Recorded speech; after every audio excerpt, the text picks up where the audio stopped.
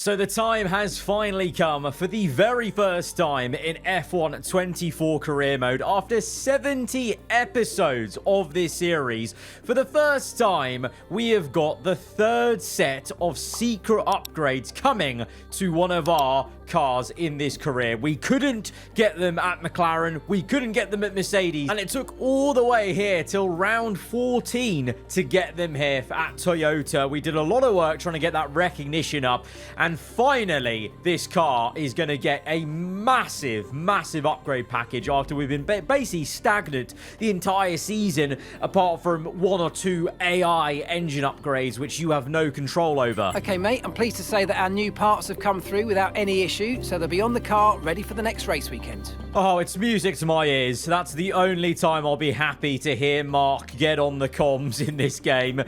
Oh, it has been so long, but now we are going to have a car, in the words of Fernando Alonso, that we can fight with. Even more so. I don't think you realize how ridiculous this car upgrade package as a whole is about to be. And the thing is, I would have said, and we really need it to feel comfortable taking this championship home with 3 rounds to go. But following last episode, Leclerc and Ferrari really stumbling. It means we actually gained points on Leclerc in the last episode. He obviously won in Baku, and he was only within 1 point of us, but we grew the gap back again at Singapore, and we've bridged the gap a little bit to Ferrari. And the hope is we'll continue to do that, because now we have a car where we can go for the race wins, and I'm really hoping our teammate Yuki Tsunoda, I mean, he didn't even need these upgrades. Last episode, he bloody went and got pole position at Singapore, so who knows how well Tsunoda's going to perform now with the upgrades. Looks like he's come good,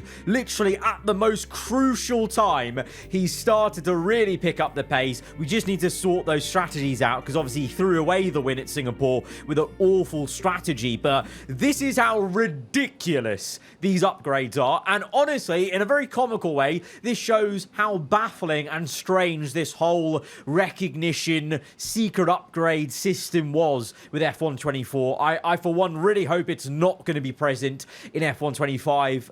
My team, at least I hope it's nowhere near similar, because it really doesn't make any sense why you're having to wait so long, and then, oh, all of a sudden you get these massive, big climbs. And it seems like I'm the only one, the player is the only one getting them, because I think what's happening is you're only seeing tiny minor upgrades with the AI teams, because I think they all have the same problem I had.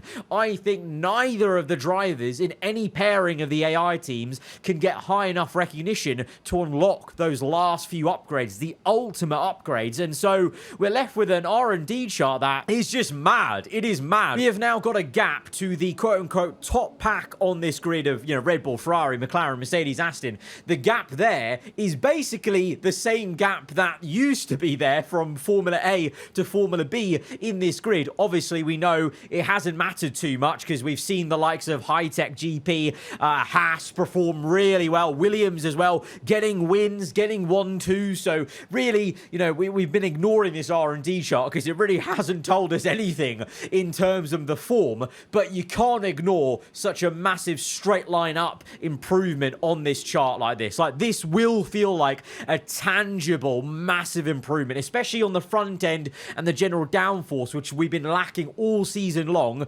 So, honestly, I think the other teams, they should be a bit scared. I'm kind of scared to see how dominant we might be. Let's find out for the first time now with these upgrades going into the Brazilian Grand Prix. It's a Saturday showdown. Anyone fancy some hot laps around Interlagos? It's qualifying day here for the Sao Paulo Grand Prix. And of course, here in Sao Paulo, there's going to be double the opportunity to really test out this new Toyota. It may as well basically be a Spec B car. That's how big these improvements are. 5 ultimate upgrades in one go is pretty much unheard of. I mean, I said it before, it's just ridiculous that the R&D system, the recognition system, is set up in a way where this is basically what will happen every single time. Like, there's not a way you will drip feed these upgrades in, because it takes so long to get to that recognition. You would have saved up so much R&D to then splurge it all on 5 upgrades in one go in my case. So here we are then in the sprint qualifying, overcast conditions. It's actually started to rain. There was rain forecast for this race weekend, but it already was starting to spit a little bit as we started our flying lap, and it meant that that is it. That was the only lap I'm going to get in, the only lap that everyone is going to get in, that initial first flying lap. So for us, it will be third place. Yuki Tsunoda is on sprint pole by 0.6 of a second. That is crazy. That is crazy. So that's scary from Tsunoda. And in a way, kind of on me that I didn't do better because we got out-qualified by a Haas Cadillac in second place. But obviously, because it started to rain, obviously that's where the AI have a huge advantage when it's a bit slippery. They're so good on traction. They're so good at nailing mid-corner when it's starting to slide a bit. So, you know, I'm not surprised that maybe we lost a bit of performance in those kind of conditions. I think when it's completely bone dry, we should be closer to Tsunoda. Of course, this entire season, we have been comfortably out-qualifying Tsunoda. But in the last few episodes, like I mentioned before, Tsunoda seemed to have just come alive at the right time. It's almost like his AI knew these ultimate upgrades were on the way, basically. And anyway, even though I'm maybe somewhat disappointed with third place, that's still great for us because look at where Ferrari are. What is going on here? Ferrari bottling this from the lead of the championship. Sainz 11th place, Leclerc 12th. Obviously, I know it's the sprint, so, you know, not a huge point swing will happen, but every point is going to matter for the Drivers' Championship, you feel. And Leclerc being down in P12 is huge for us. I mean, he would have been looking to limit the damage, and it's pretty much the opposite. It's an open goal for us to score even more points in this first sprint, let alone then the Grand Prix to come. So this is going to be a big opportunity for us, and first and foremost, looking to get past Oscar Piastri, and then we'll see what kind of fight and pace Tsunoda has with his upgraded Toyota. Well, we're about to find out as we're going to waste no time and dive straight into the 5 red lights for the sprint here in Sao Paulo. Lights out and away we go. Piastri actually with a really good getaway. Bit of wheel spin for Tsunoda. He has to cover off the Australian into turn 1. That opens up the door, but we're not going to go down the inside at the exit of the center S. We're going to be patient here, kind of almost knowing now with a low-key a bit of arrogance maybe that we know now we have a car that should be comfortably quicker than everyone here. So there's no need to get rash. There's no need to be desperate. And like I talked about last episode, also now that we're in a position where Leclerc's way back, we don't need to be desperately going for the moves. We know we can take our time and it will come to us basically. So we're now calming down. You know, there might have been some desperate times earlier in the season, but now I'm very much driving with a calm level head as there we go. We make quick work of Piastri on lap 2. It is very obvious to me in the corners, especially the turn-in, that we have got now so much more downforce. But the thing that the other guys still have on me is maybe it's still a bit of straight line speed there. As maybe now, ironically, with more downforce, our car is now more draggy because we didn't have any drag reduction upgrades. We had a weight reduction upgrade, but that's more about mid-corner lightness of the car rather than out-and-out straight-line speed. Oh, Lord. The miserable day for Ferrari as a team continues. It's bad enough their championship protagonist is in P9 out of the sprint points at the moment. Carlos Sainz with an engine failure. He is going to be parking up and ending this sprint early, and that may also imply there are some penalties to come for Sainz to, you know, obviously negate that engine component that just went up in smokes midway through a race weekend. It's always the worst news when you get an engine failure in the sprint because that pretty much guarantees you're probably going to have to take a penalty to try and have a car that's fine for the race. As we see Verstappen now, he made quick work of Piastri. He's on the soft compound of tyre, one of very few people that chose the softs for this sprint. We're on mediums along with Tsunoda. Verstappen down my inside. We're continuing to be just cautious. We're not fighting it as more than we need to because right now Leclerc's not in the points, and you know this is a sprint. What's third to second? 1 point. So very much at this moment in time channeling my inner Alain Prost, the professor, just doing the maths and kind of doing the minimum to get this thing over the line in these last 3 races. As we were, oh Lord, we really don't need extra points because it's an absolute calamity. Double disaster for Scuderia Ferrari. Leclerc's Ferrari is now up in smokes. Double DNF in the sprint, probably a double penalty coming in the full Grand Prix. It can't get much worse for the Scarlet Red outfit.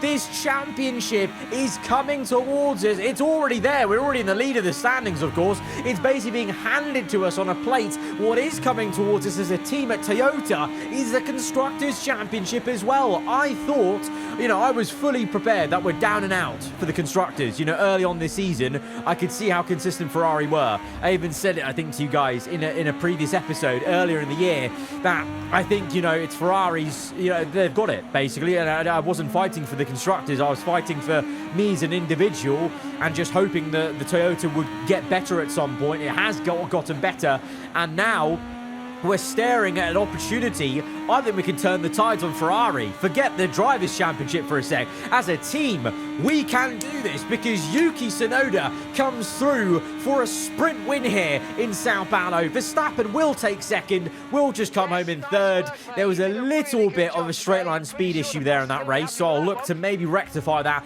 with a setup change for the full Grand Prix, because even with these upgrades, that Red Bull and even the Haas were catching me very rapidly out of the final corners. But it's a 1-3, 6 points compared to Leclerc's 0. And it's a total of 15 points for Toyota versus Ferrari's 0. Double DNF madness. Absolute madness. I haven't seen such bad luck for my AI rival in the championship since about, F1 2017? Do any of you remember that? I feel like it was F1 2017 where I was in a title fight with Vettel. I think I want to say season 5, F1 2017, and it all came down to Abu Dhabi, and then his Ferrari just conked out, or he span or got crashed into, and the championship got handed to me on a plate in that race. That's the last time I can remember an AI rival just capitulating so badly. And the worst part is here for Ferrari, or maybe good in a way, it's happened with 2 rounds to go. Well, with 3 whole Grand Prix to go.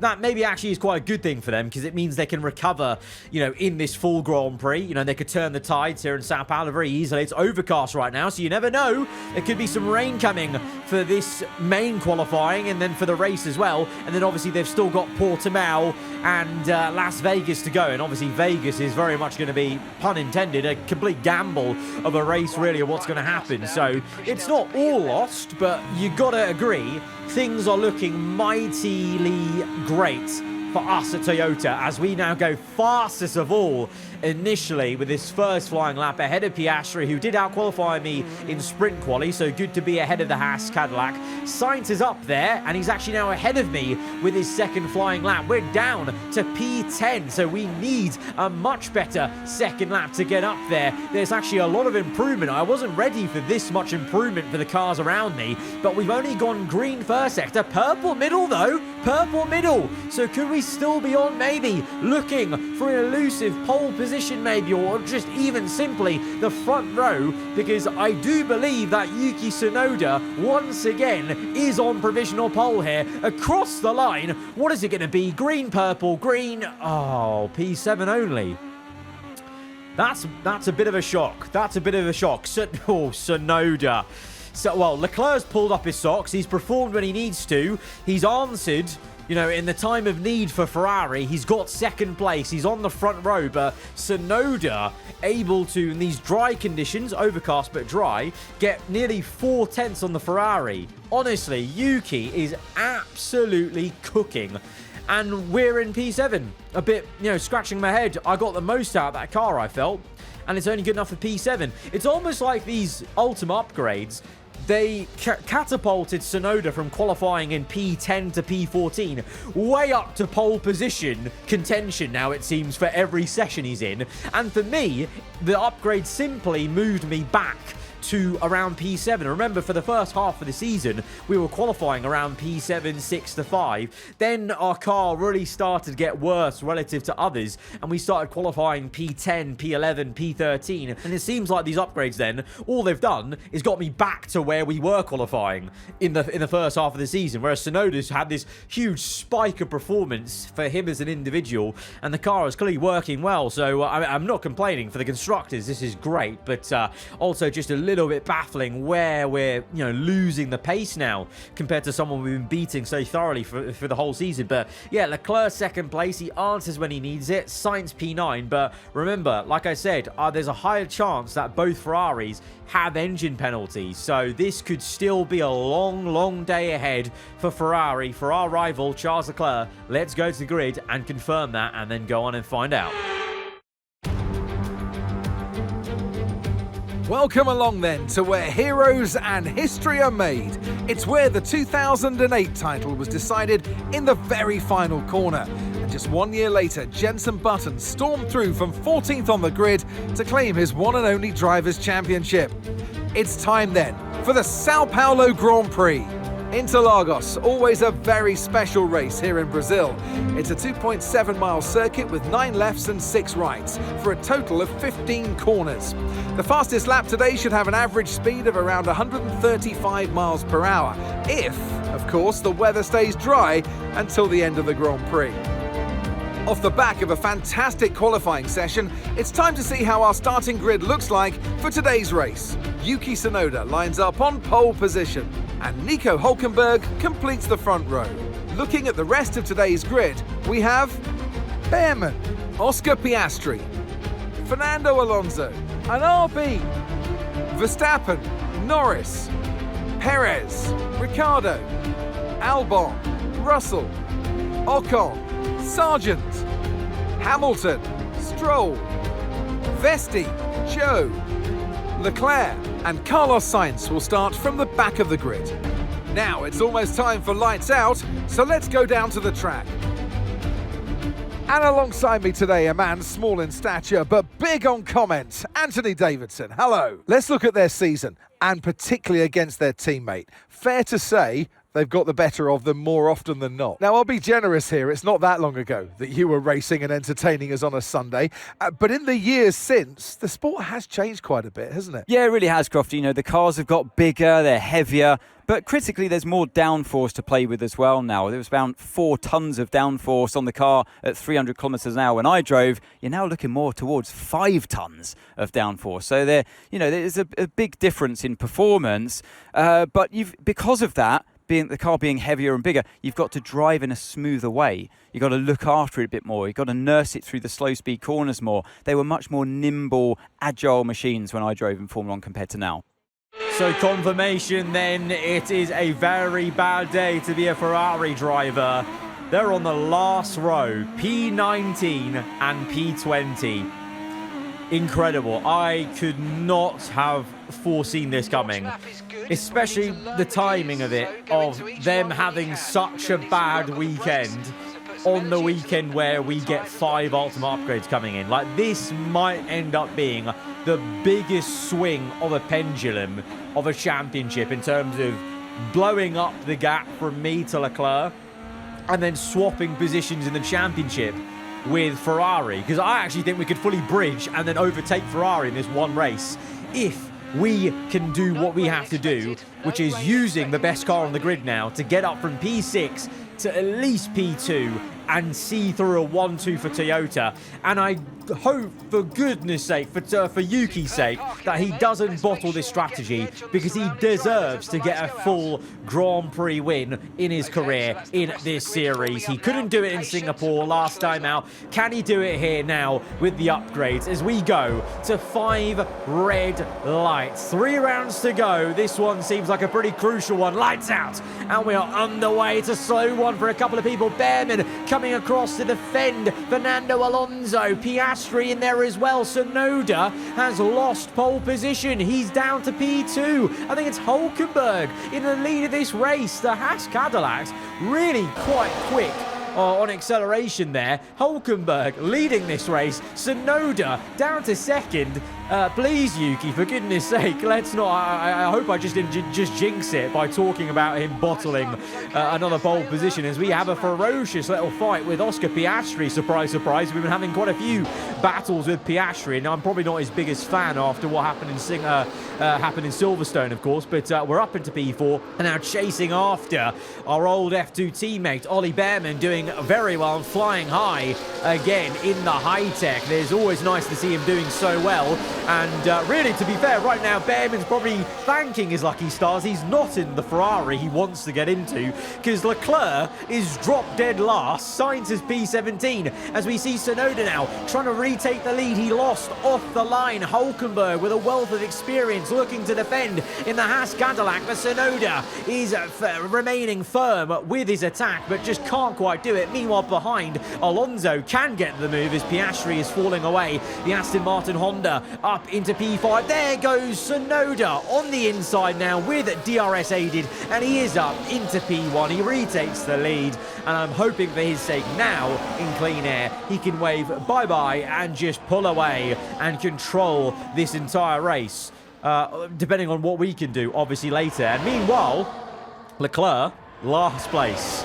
Still last place. Sainz is up to P17. Leclerc stuck behind the Audis, who we know are just completely useless in this series. They've scored 0 points. I can't believe they've scored 0 in a season this crazy, where we've had a 1-2 for Haas, a 1-2 for Williams. We've had Behrman getting up there, high points. And yeah, right now, Leclerc can't find a way past him, and we are going to do the opposite and look to try and find a way past Ollie Behrman. We're catching up to the high-tech GP car. Where is he going to go? Oh, yo. We wanted to go to the inside, but Behrman nearly gave us this squeeze into the wall. Neck and neck now, wheel-to-wheel stuff. We're going to give him the respect that we have, obviously, being former Formula 2 teammates. I always bang on about it because it's always poetic, pretty much, the fact that we're fighting for high positions now in Formula 1, having done that F2 prologue at the very start of this series. It's just a shame, maybe, in a way, that he's not in a higher car. I hope that could be the case, maybe, in the next season. He definitely deserves it after some of the performances here in Season 4, as we now see, though, Alonso looking for the pass on him, and this is why he deserves better. The high-tech starting off really well, but maybe just doesn't have the tyre wear and the race pace for this. Is Lando Norris looking to overtake Piastri, as Piastri really struggling to match the pace of his teammate Hulkenberg, who is still in P2 then, as we're looking to chase after him, and moves galore going on as Alonso and Verstappen now having a bit of a squabble, and it's going to be Sergio Perez again. We've seen this a few times, popping up and doing better than Norris. He overtakes his teammate. He's now the one putting the pressure on Piastri, as Behrman has actually found himself back ahead of Alonso and looking to be a bit of a bottleneck for those guys. Meanwhile, for us in our POV, lap 9, so a couple of laps down the road, and we have caught up to Nico Hulkenberg. You can see Mark has given us the objective to overtake him, and then after that, there's a 4.3 gap to Tsunoda. He set the fast lap of the Grand Prix. He's on softs. Hulkenberg's on softs as well. But now you can clearly tell by Hulkenberg's pace that those softs are starting to wear off. We've built a massive gap to Alonso, 6 seconds. Such is the performance of this medium tyre now. We are very much on the better race tyre, as Tsunoda's in, Hulkenberg's in. So this is going to give us now clean air galore. And the thing is, I saw on the strategy screen, there was a 2-stop available that started on the soft tyres. So I think Tsunoda, Hulkenberg, the likes of Verstappen, Alonso, I think they're all trying a 2-stop, and I chose the other strategy, which is a 1-stop, medium to hards. Now, does that sound familiar? Me on the 1-stop, Tsunoda on the 2-stop, and maybe throwing away the lead. That's exactly what happened in Singapore, but the difference is now Tsunoda's got that overwhelming pace to make overtakes, to make a 2-stop work maybe. So let's hold our breath and see how that works out for us. And, to the fact, what I just said about Tsunoda having the pace to overtake, here he is now going for moves. This is entirely a new Tsunoda we are seeing. No longer the timid Tsunoda that I'm trying to push on. He is making these moves. He's cutting through the traffic now, having made that earlier first pit stop on lap 15 there, past one McLaren and now past another McLaren of Lando Norris as he goes on to lap 16. He's up into P3. There's only one car then. And then Tsunoda has clean air to try and chase me down on the fresher medium tyres. Obviously, we're still going much longer, but I think now is the time to come in. Pretty much when he gets Behrman, he'll then start reeling me in, and I don't want to give him the satisfaction of reeling me in before we make the pit stop. So we come in. To be fair, this is about the right time to come in. This is the scheduled pit stop window, was lap 16 to 25, actually, quite a big window. But yeah, we're going to come in now because I think it makes sense to do about 20 laps remaining on the hard compound of Tyre. It's a good pit stop, 2.4. And I've also come in because there's no point losing time trying to eke out that medium tyre, because there is Tsunoda. There he is on the right. We've come out right behind him, and of course, he has one more stop to go. So I think. I think he's surely on the 2 stop I saw on the strategy screen, which means he has a stop to go, and we're only 2.4 seconds behind the man. So things are looking very good if he's on the 2 stop here, for me getting a very easy race lead. There is the caveat, because of the Toyota's performance now, we know the Toyota's very good on its tyres, it has been for me, he actually might be doing, low-key, a very unorthodox, aggressive 1 stop of his own. He might be going soft to medium, and if he is, then I've got to get the hurry up and chase him down, and that's what we'll start to do on lap 19 here. The gap is coming down slowly to 1.8, 1.7. So this is, you know, what I was hoping for, a proper little scrap as we try and chase down Tsunoda. I know I said I want him to win this one, but if I can win it, I'll try and do so. And meanwhile, further back, well, there's a Ferrari in the top 5, but it's the wrong one. Carlos Sainz, the Spaniard, has recovered seemingly. Maybe he's yet to make a second pit stop, maybe, and Leclerc has done. But either way, Leclerc is P16, nowhere near points at all whatsoever, and he's got quite a few big names in between himself and points. You know, Hamilton, Behrman, the 2 McLarens. So it is a real disastrous time to be in that Ferrari cockpit, and this right now is a great time to be in the Toyota one. It's a 1-2. We're chasing down Tsunoda. Oh, there's another twist in this tale, because our Toyota has gone up in smokes. It's an engine failure for us in the full Grand Prix. Oh, the F1 gods, they're looking to balance things. It was a double engine failure for Ferrari in the sprint, and it is an engine failure for us in the full Grand Prix. Tsunoda, I really hope he goes on to win this one in the simulation for the rest of the race. I really hope so. But wow. I did not see that one coming. I thought we were going to have a huge point swing on Leclerc. Leclerc is going to be having a massive sigh of relief as we are going back into the garage with 0 points on the board from this race. Yuki Tsunoda takes the checkered flag and wins. And it's always good, Crofty, to get that momentum on your side, and it's really good for your confidence as well. The more confident you are, the further that can take you. Yuki Tsunoda, he did go on to win that race. It's the first F1 race win of his career in this alternate F1 universe of ours. But because of that engine failure, it means, well, actually surprisingly, because of that engine failure and Lando Norris picking up a podium, Lando, my old teammate from season 1 and 2, he is actually the nearest one to me in the championship. Him and Leclerc separated by 1 point.